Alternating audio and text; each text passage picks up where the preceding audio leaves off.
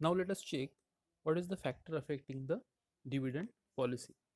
The first is general economic condition. This general economic condition greatly affect the management decision to distribute the earning as a dividend. During the period of economic depression right now, there is, you can see that very much depression in the global market because of COVID-19. The firm holds large sum of money in reserve in order to meet the liquidity position of the uh, company. But in the case of prosperity, when there is a huge demand, when there is a great sale in the market, boom in the market, we can say, the company may not be liberal in dividend payment because a large profitable investment opportunities will be available. After this COVID-19 scenario, you can see this approach of the company.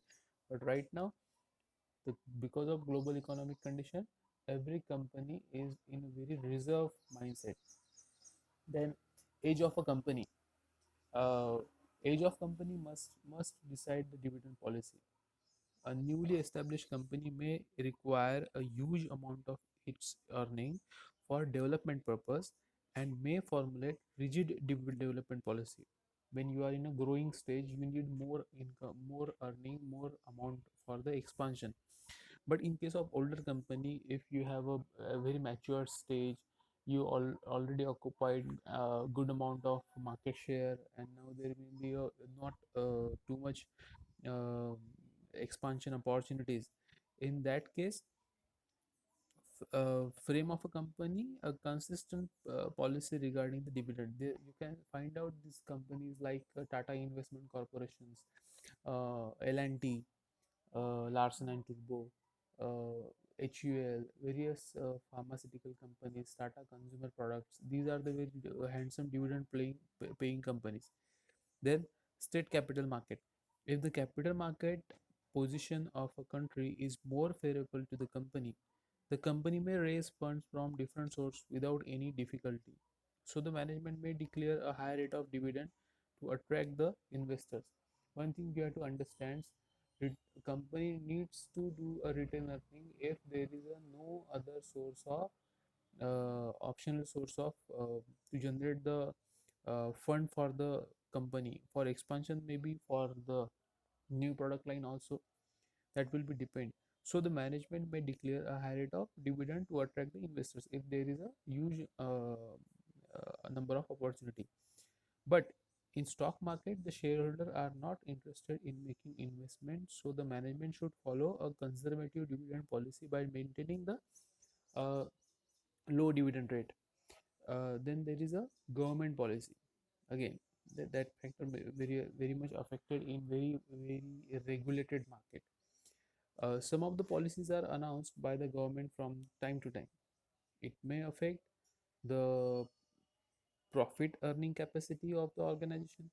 Sometimes government restrict the distribution of dividend beyond a certain percentage in a particular industry. So the dividend policy has to be formulated accordingly, right? So this can how a government can influence the dividend policy of the company also. Then taxation policy. The tax policy announced by the government also affect the dividend policy. Recently, in last budget, you can identify certain decisions which affect the dividend policy, tax on dividend policy. So this is the factor which affect the overall stock market also. Then past year dividend rate. At the time of formulating the dividend policy of the company, the director must consider the dividend paid in the last or past years. The current dividend rate should be around the average of past year. It should be uh, dividend should be like that, not too much fluctuating, because it will shows your what I can say authenticity, or you, that this is the ratio the company always pays, right? Then liquidity of funds is the another factor. Payment of dividend represents actually a cash flow, cash outflow. Availability of huge amount of cash or liquidity of the firm says it is a better ability to pay dividend. If you have excess of amount, you have to pay the dividend. right? So that will shows your it will also represent that you have a good financial condition. Then ability to borrow. Well established and large scale companies have better access to the capital market than the new companies. Recently you can see that almost 38% of startups are out of funds, and no one is ready to provide them funds, because overall global economy is in depression, right? And they may borrow funds from other external sources as and when necessary. These large companies, these type of companies may have a better dividend payout ratio, large companies, but smaller firms have to maintain adequate reserve and low dividend payout ratio. So that will be depend on again company to company. And last factor is regulatory and stability in dividend payment. Right?